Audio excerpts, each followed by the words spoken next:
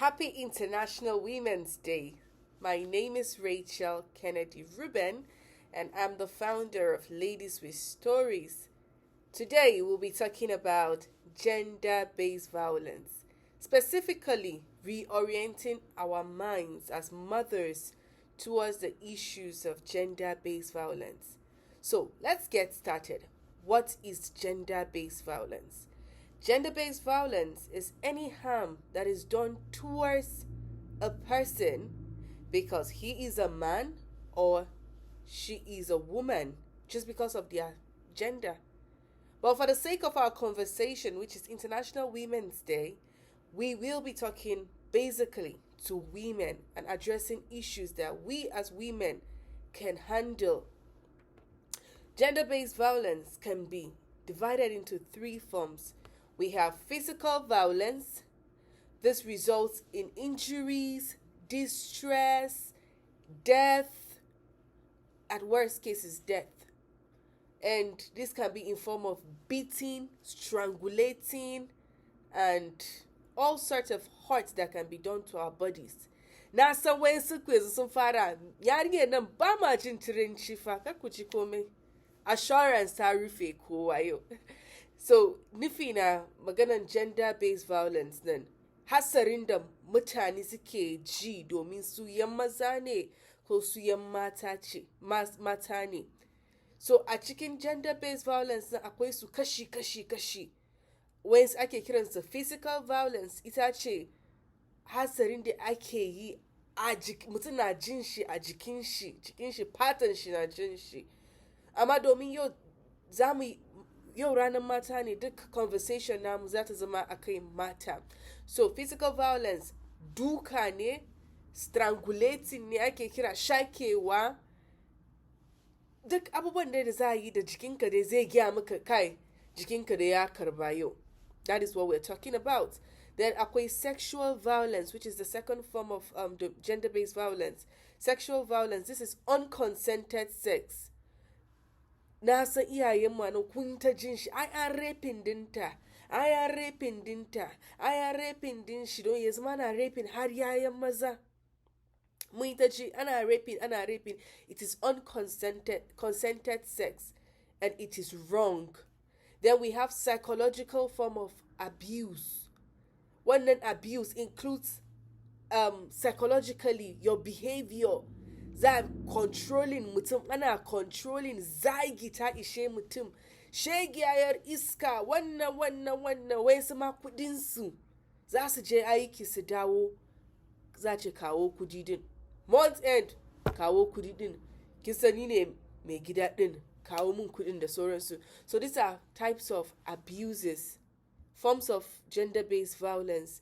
But domin yau, we want to focus more on domestic violence. And Nigeria, just in 2025, about 22 women sun rasu yanzu nan.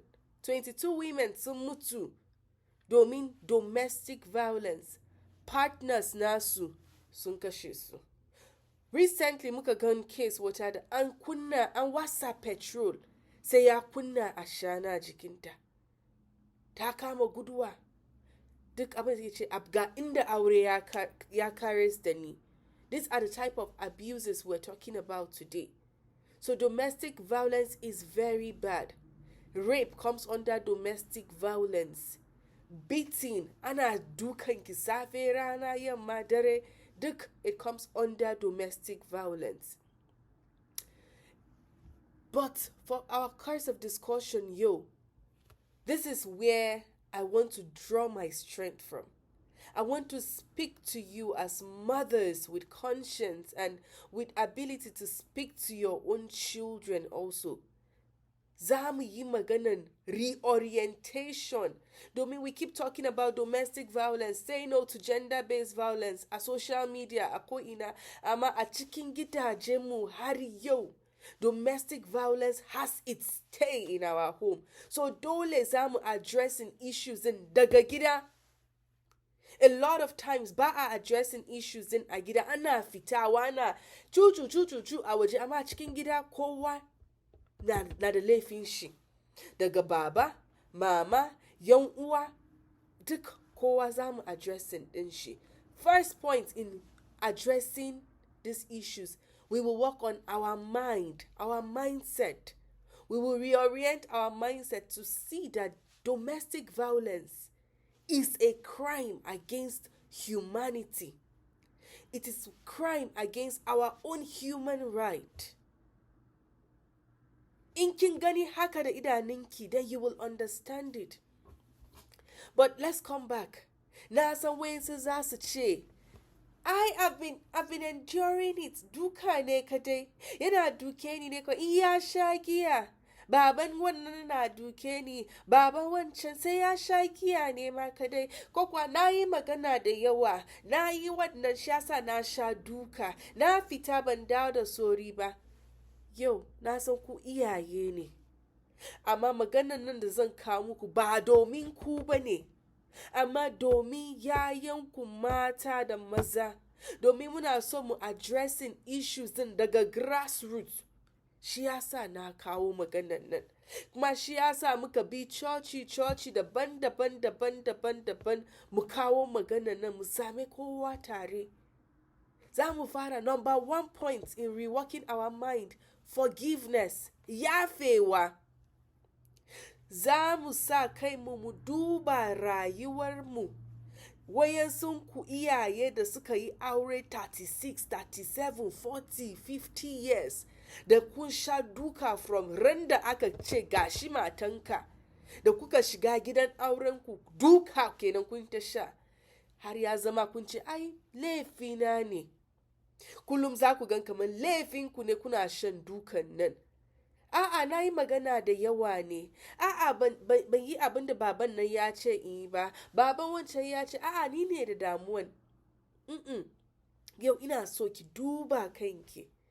Ki ce ma kanki ba laifinki bane da kike shan dukan nan. Ba laifinki bane da mutumin nan yana kiranki sunaye domin kin haife yayan mata ko kuwa ya zubar da ke yayi abubuwa. Ba laifinki bane. Ba ke ce da damuwa ba, shi ne da damuwan. Shi ne da matsalan domin bai gani yinin abubuwa ba. Ina so ki gan kanki yanda Allah almasihu ta yi ki, yanda ya yi ki da kirki da daraja. Ki gan kanki kamar uwa da ki gan kanki da kyau kawai. See yourself the way God has made you, that you are a woman of value, a woman of honor, a woman of dignity. It is not your fault that you have been abused all these years. Koma an ta gaya miki laifinki. Okay, an gaya mai laifin shiko.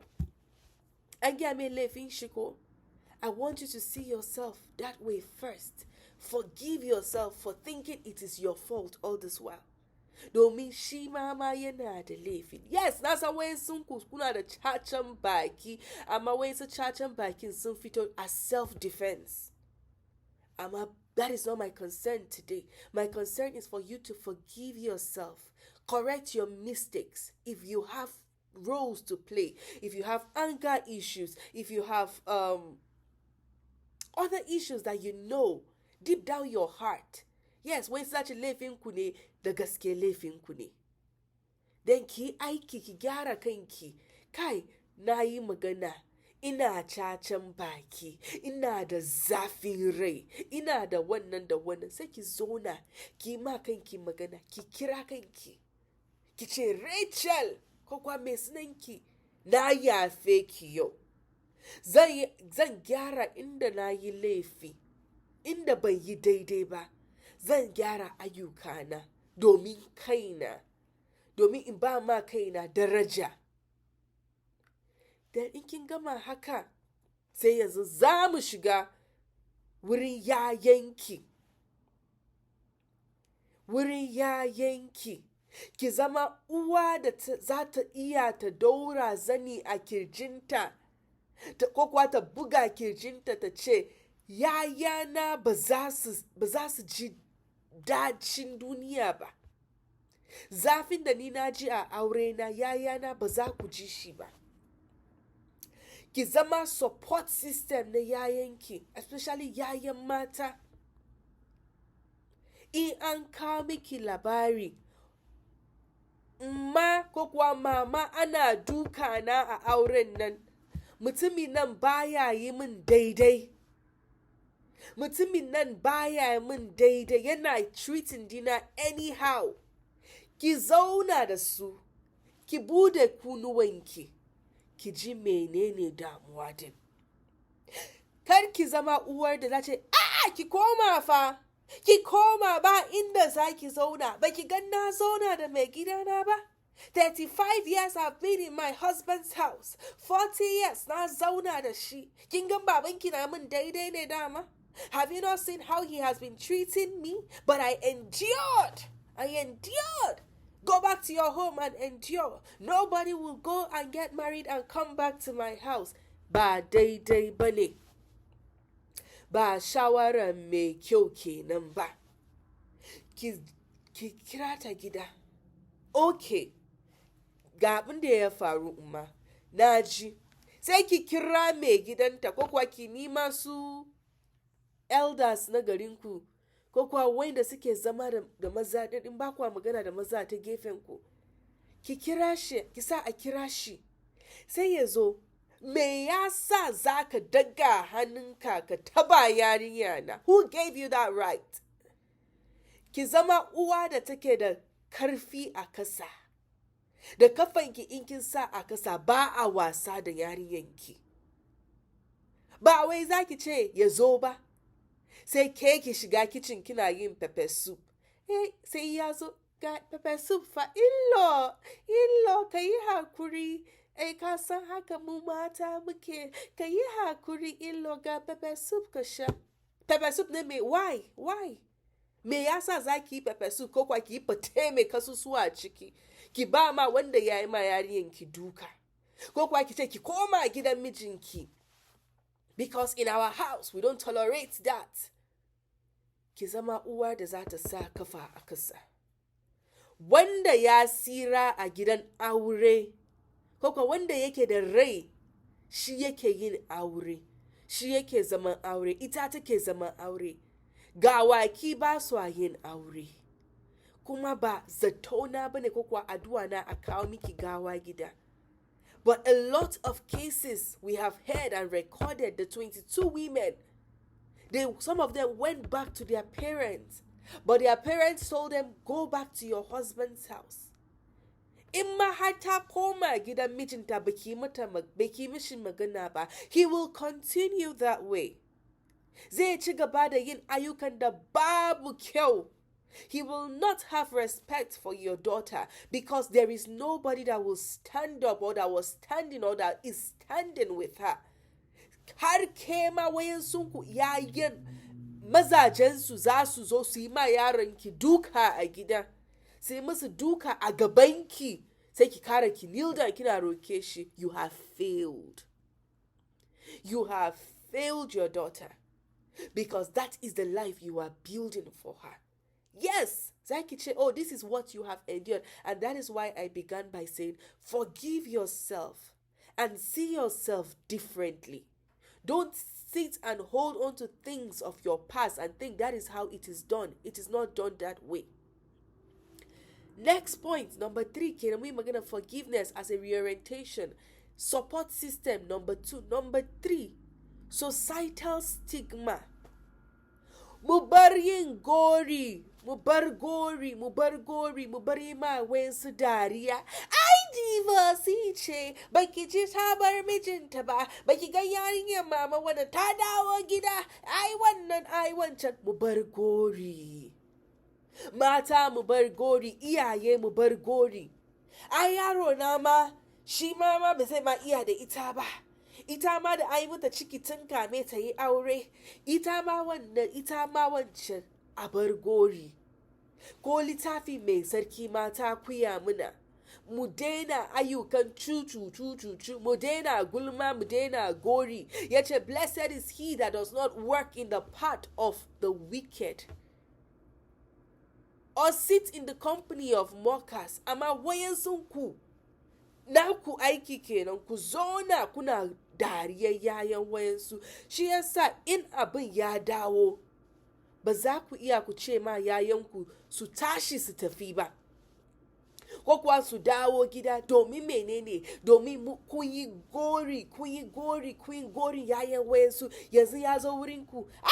They cannot say me maman zumunta yariya na ai mata divorce. Ba za a iya a ce ni CWO yariya na ta dawo gida ba, domin menene, kin zona da wayansu, kin yi gulman yayan wayansu, kin yi dariyar yayan wayansu. Divorcee ce, widow ce, wannan ne, yariyanki ne perfect one, yaronki ne perfect one. Za dawo, za yi miki dariya ke mama. Amma what you need to do, stop it. Saboda iyayenki suna matsala, there will be hope for them. You can stand up and speak for other people. Rather ki ma zama uwa da za ta tashi, ko yaro din ko yariya ba naki ba ma ki siya gagam ki ce this is wrong. Rather than laughing at other people, ku bar gori, ku bar dariya, ku bar zama wayan da za su sa mutane su zauna a cikin abuse, domin za ce what will society say, ku ne society din. So if you are not nice to them, they will not leave. Iyaye masu yayan maza, ku reno yayan mazanku da adalci, su zama mazaje masu kirki, su zama mazaje masu tarbiya. Ku bar tolerating excuses. Za ki ga yayanki na maza suna misbehaving, sai ki ai namiji ne, haka yan maza ma suna behaving, haka yan maza suna yi. At 12, at 13, at 14, ya je ya yi ma wata ciki, ki da ki ce it is not my problem, it is not my fault. After all, ita ma ta bude kafanta. Ya je ya yi sata, ki ce ba shi bane yayi wannan, yaro na ne, ana kishi domin ina da namiji. Mama, ba kowa bane yake kishin ki ba. In yaron ki namiji yayi daidai, ke za ki ji dadin shi, domin kowa will be good to him. He will marry a good wife that will treat you well. But in kekin tolerating nonsense daga yanzu nan, har yaro ya zo ya girma, irinsu suke dawa suna yi ma iyayensu duka. Irinsu ne ba iya yin magana da su. In kin shiga prison, a lot of the prisoners there are male. Why? Because some of them, their parents failed them when they were young. Mothers like you failed them. Na san wayansu suna da taurin kai, amma wayansu iyayensu, especially iyayen mata, su suka goye su. Yaro yayi kuskure, baki ce mai yayi kuskure ba. Yaro yayi abu, baki ce yayi is not right ba. Ki ce yaro na ne, namiji ne, haka maza suna behaving, har ya zama abun so. Kina gani kamar ana yi miki dariya don kina yi ma wayansu dariya domin ke naki na maza ne. Ki reno yayan mazanki su zama mazaje masu adalci, su zama mazajen da za su rike yayan wayansu kamar kwai, su zama zinariyansu, saboda su ma su lura da ke a sufanki, su lura da ke as a good mother-in-law, domin kin raising dinsu da kyau. Yes, na san wayansu sun yi kokari, sun yi kokarin su, amma to yayansu sun zama abin da sun zama, but that is not the end. That is not the end of it. But for you that you still have younger boys to raise them right. Raise them well. Wayansu an rufe su a jail don sun duke yayan wayansu sun rasu. Wayansu su sun just je sun yi abubuwan da bai kamata ba. So that is how we will try to reorient our mindset. Raise children well. Ko kuma masu yayan mata, raise your daughters well to know their right, to stand for themselves, to defend themselves at all time, to see themselves as strength, not as weaknesses, to see themselves as helpers, not destroyers. It is both ways. While we raise the women, we also urge that those who have boys, raise your boys properly. Let them be good men. Let them be men that fear and honor God. Let them be men that will love and promote gender equality in the society. So yanzu da muka yi magana nan, what is the way out? Yanzu kuna tunani, to yanzu da ta ma yi magana, ya za mu yi? Ba mu da kowa fa sai Allah. Ba mu da kowa fa sai Allah. Okay. Akwai support organizations, kungiyoyin da suna supporting. Aikinsu specifically is to support people going through gender-based violence. Shi yasa ko yau ma akwai wani organization da take wurin. Aikinsu specifically to support women that are going through gender-based violence or men. They support you. Akwai suna da lawyers, suna da advice system, suna da abinci da suke ba ma mutane, suna da other things that they can support you. In har yarinyarki ta kawo kara, ba na jin dadin aure na ga abubuwan da ake min, emotionally ana zagi na, I am depressed, or yana duka na, I cannot even breathe. Wai lokaci wai sun ku za ku ga mark layi a jikin yayanku sai ku ce su koma. Haba, mu ji tsoron Allah mana, mu ji tsoron Allah. Rada ku tashi in kin gan kamar kai ban da karfi at 75 ina wa na sani ya zan yi fadan nan, ki ce ki sami kungiyoyin nan, suna Kaduna da yawansu. Sai ku ce musu to ga yarinya na gashi wayansu ma yayanku za su ce ba su son kowa ya sani. Za ki iya ki gaya ma kungiyoyin nan, dan Allah ba na son kowa ya sani, ba na ma son yarinya na ta san ni na kawo karan nan, akwai yanda za ku taimake ni. Za su gaya miki abubuwan da zaki yanda zaki yi su. Then number 2, za mu yi maganar financial capacity. Kowa ya samu sana'an da zai yi, as little or as big as anything. Mu bar zauna muna jiran help will come from somewhere or somewhere. Mu koya sana'a a madadin uwa ki koya ma yariyanki ga abubuwan da zaki iya ki yi ki samu kudi, ba karuwanci ba wannan ba, amma ki yi abubuwa da hannayenki. Ko sar da kosai zaki sar da shi, ko sharan titi ne zaki yi, ko kuwa zaki yi jari ne, ko zaki yi kiso ne, ko me. Inda har babu government job, akwai sana'a hannu. Ko littafi mai sarki mata giya muna, God will bless the works of our hands. Duk jarin da muka sa hannunmu za mu sira. I know it is not easy. Wayansu za su ce, ai babanmu ma bai zai yadda yin aiki ba, ai babanmu ma bai zai yadda yin wannan ba. To in bai yadda ba ma, ko kudin da ya baki a wata ki dan cire kaɗan ki ije ma kanki. Ki ije ma kanki, za ki iya ki fara jari kaɗan a wurin.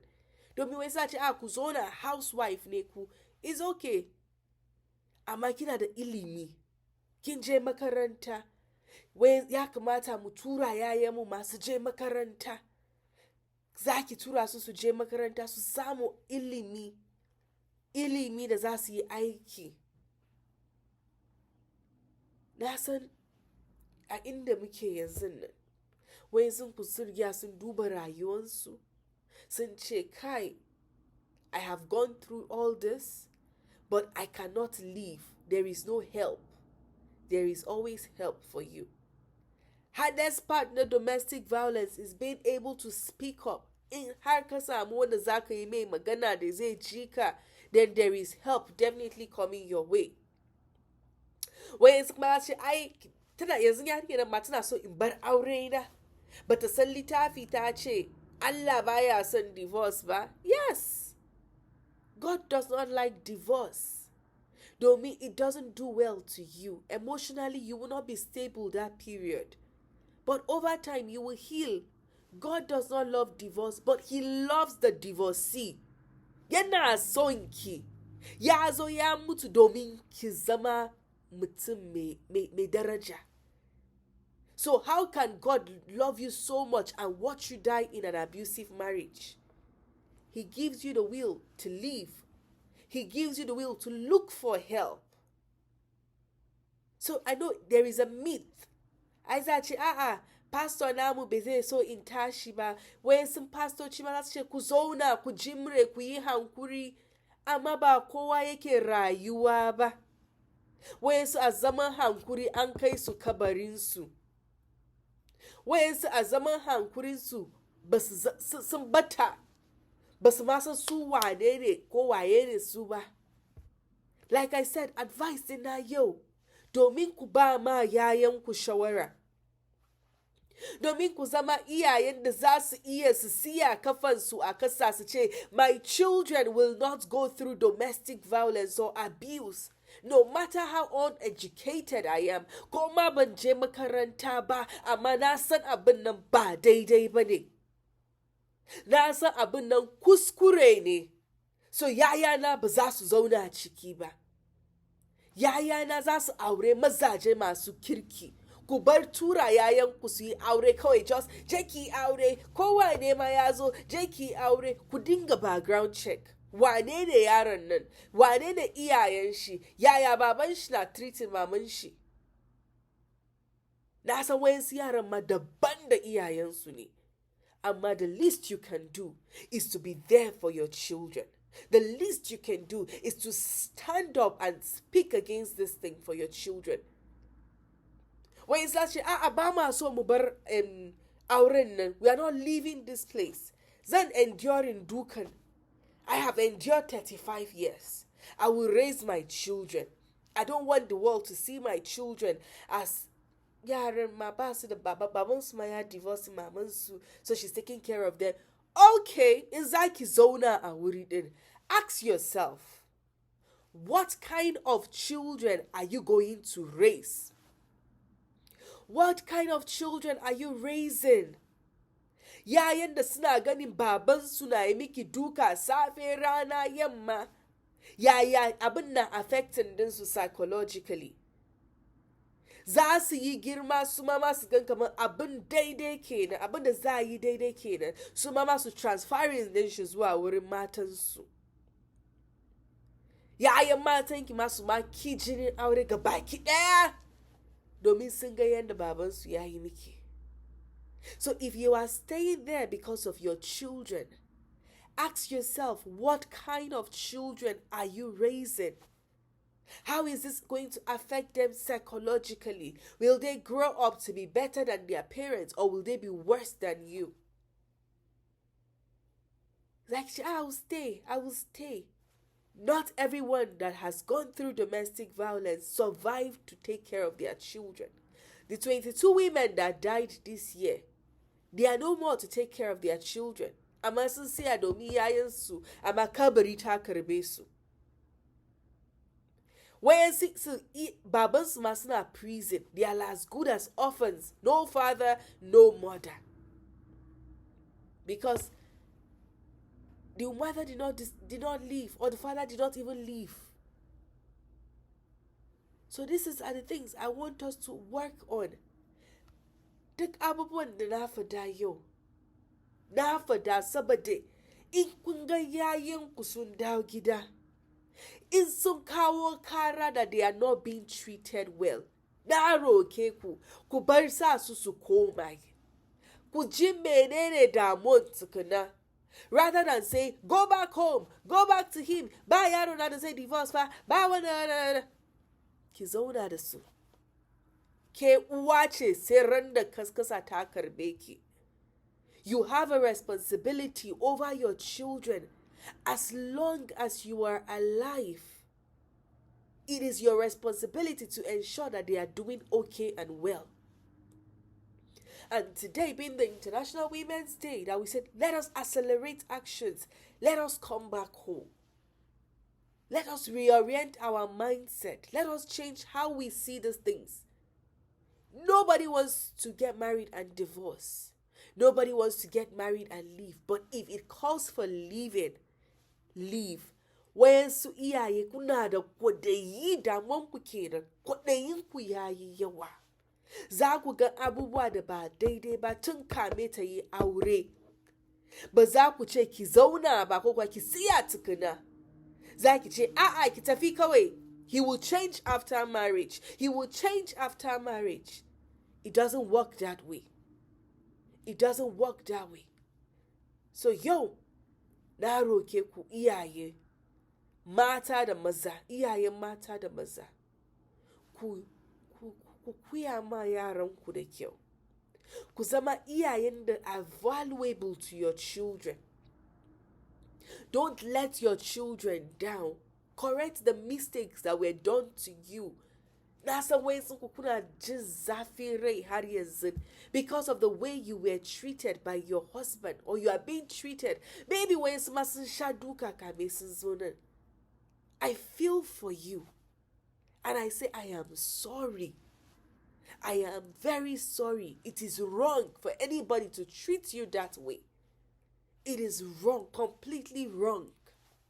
And I pray that you get help on time.